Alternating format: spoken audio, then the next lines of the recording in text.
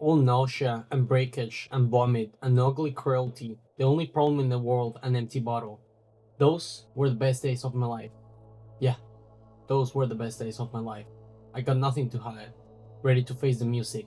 I can see myself for what I am, but you, a cowardly, selfish motherfucker, and you can't even see. Swansea, mouthwashing.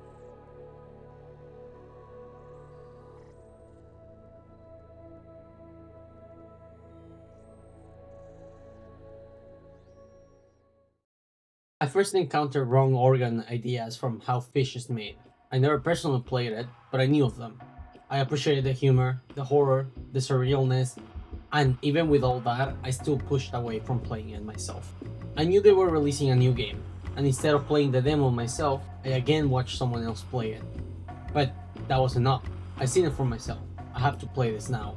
I just had to experience it on my own terms. This was my reaction when I finished the game. A few weeks later, after replaying the game and talking about it with some friends, I'm able to better explain why I love it so much. So that's what I'm here to do. I would like to explain what makes the horror in mouthwashing so realistic for me. Please note, this video does contain major spoilers for the game, so please pause, go play it, and then come back. The moment I opened the game, I was presented to one very cheerful track for a horror game, I thought to myself. And I still believe it's cheerful, but it could not be a better track for such a beautiful game. Beautiful? Yeah. Have you ever looked at a piece of art that depicts a rather unsettling image? I have. In all of the discomfort, as my eyes try to avoid the picture or my brain begins imagining even more unsettling ideas, I stand back and think to myself, how beautiful. Art is not flat, it has many layers, angles, and meanings. Now, if mouthwashing is not art, and is not beautiful because of it, then I don't know anything anymore. Horror can be a very complicated subject, as many things often are. What makes horror scary? Is it a thought? Something more specific like a phobia? Could it be? Is it a jump scare? Perhaps a sound? Or is it simply anything that makes you think of your reality as a conscious being? Oftentimes, what seems to be scarier is not a monster, nor an alien. It's the idea of that person could have been me. Empathy, perhaps. The idea of something happening to you is the scariest thing. I often fear the end of the world. Am I fearing because there would cease to exist other people I care? Or am I selfishly caring about the world ending because it ends me and my life? The horror for mouthwashing is that type of horror. Feeling, emotions, love, fear, and pain. I hope this hurts. The game does not present itself as having supernatural or alien included in its horror. It's straightforward. Even the second you see Curly, you know that he's the mascot horror monster that you've seen on the Steam pictures. At the beginning, you might still expect something otherworldly, alien, ghosts, but no, the real monster is just you, a human. The thing that would make you uncomfortable in this game is not an idea, but simply you caring for someone else, feeling for something other than yourself. Now, please take in consideration that this is my thoughts and analysis coming from my experiences. As well, in the process of writing this, I saw Risley's, another YouTuber, analysis on Anya, a character from the game, and there were so many things I had not realized or even thought about. Her thoughts on the game and analysis differ a bit from mine, which is also perfect. Mouthwashing leaves a lot of things up for debate, and that is the beauty of art, how it impacts each person differently. Today, we will focus on a horror from my point of view, analyzing each character one by one.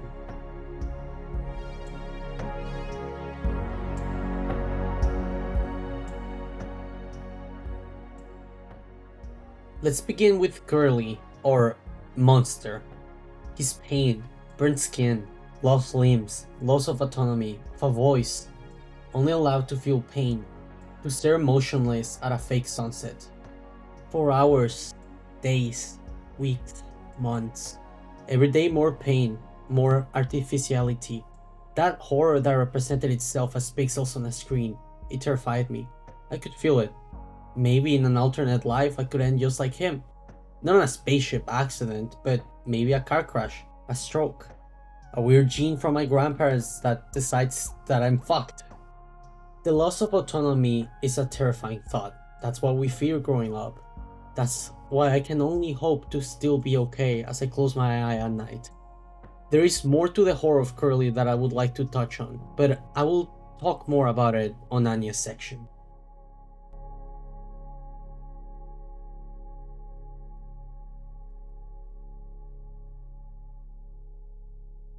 Daisuke as a character and his horror is very personal to me. As a young adult myself, I could understand a lot of the thoughts he had and his silliness compared to the older, more mature characters in the Tulpar spaceship. All the game, we see how hopeful and naive he is. That's it, until he gets drunk on mouthwash. I hope she doesn't blame herself.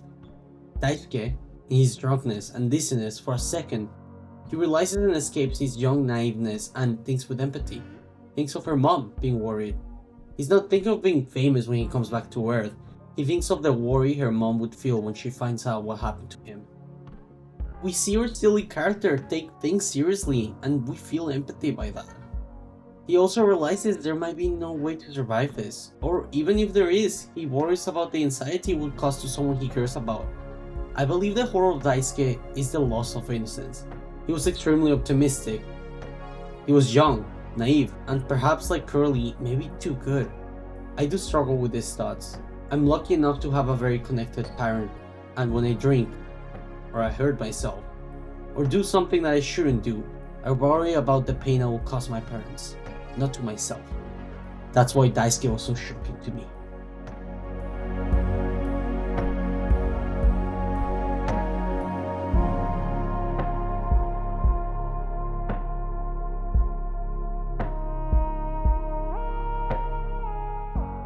Moving our way into Swansea.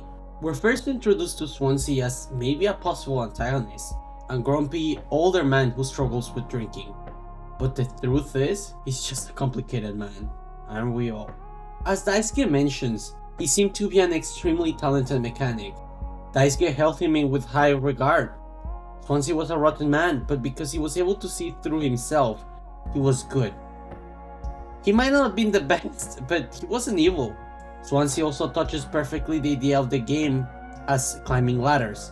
Is Swansea just a family man? Is that all he's supposed to be? A dad? A mechanic? An alcoholic? Swansea is one of the most grounded characters in the game. I would like to recall a very important scene in the game. When Swansea accesses through the Sunset TV, he is breaking that fake reality. He can see through the facade that Jimmy is. I believe Swansea horror falls on the bigger message of the game. Is your life just your job? An image people give us? Just delivering mouthwash from a location to another one? Maybe a country? Maybe planets? Being an Amazon driver, a server, a cleaner, what makes us, well, us? As a young adult and a recent graduate with a lot on my mind, I also wonder what my life has in store for me. Perhaps it's a colored shirt, a mortgage, and a credit card. Swansea also fails to protect someone he cared about, albeit it's its own way. He was a father and failed to protect someone he saw as his kid. And that is truly a horrifying thought.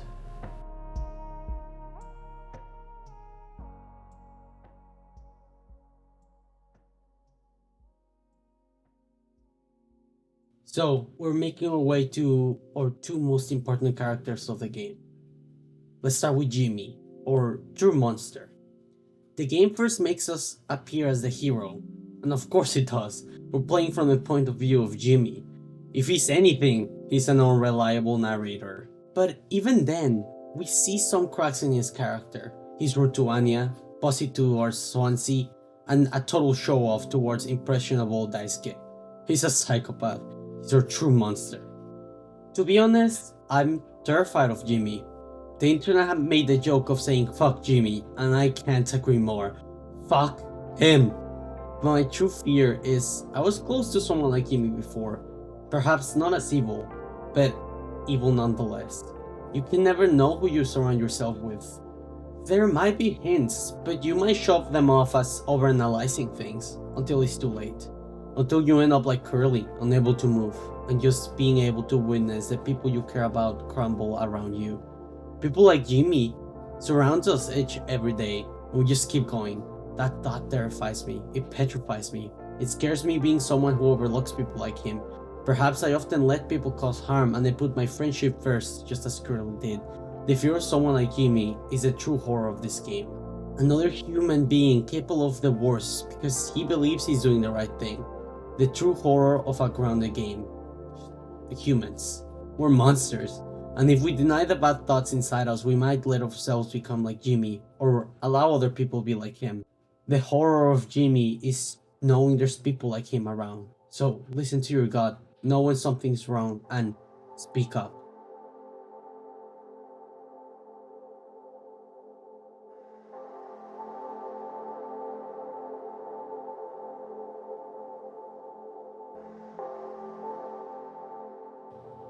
Anya, as I write this, I try to word things correctly.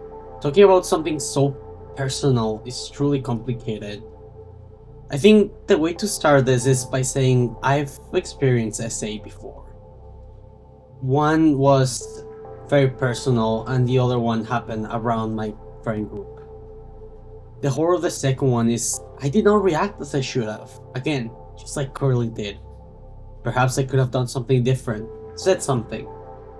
I feel just as Curly, unable to do anything about it. And here's the point where I mentioned the complications of talking about Anya. See how much I need to preamble before I can talk about her? That's the horror of Anya's character. Depending how you look at things, she can just stop being an actual layered human being and instead just becomes a victim.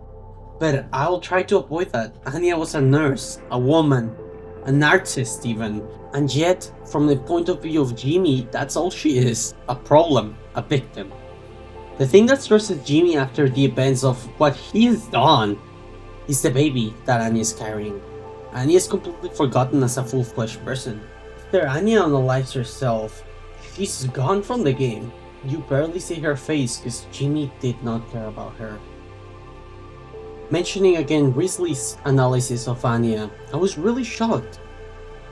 Because she pointed out how Jimmy was really rude towards Anya and not taking her seriously at the evils. And just like Curly, I laughed it off. It shocked me because I was acting just like Curly, putting off the worries of another person because I didn't think they were important. As a man, I will never truly experience misogyny. Even if I try, I can just feel the empathy but not the pain. And because of that, I might be causing harm to women in my life. And that scares me. I gotta be better.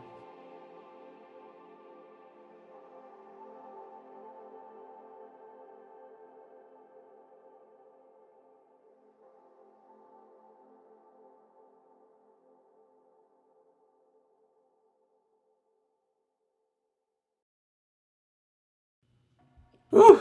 Well, that was tough, but we made it. Horror is supposed to be uncomfortable, and this game sure knows how to make me feel uncomfortable. Mouthwashing is a game I will never stop analyzing. It's quickly become one of my favorite horror games, and for good reason. I'm so happy indie games exist like this. I do appreciate games that are perfect, like AAA games. But they feel so mechanical, too well oiled. Sometimes games need to be a little handmade and with passion. Mouthwashing was passion at its finest for me. If you liked the video, please leave a comment, sub, share, you know, all the good stuff. And if there's more demand for it, I would love to analyze mouthwashing game design for a little more of a technical view. Anyways, again, thank you for watching and have a good day. Bye bye.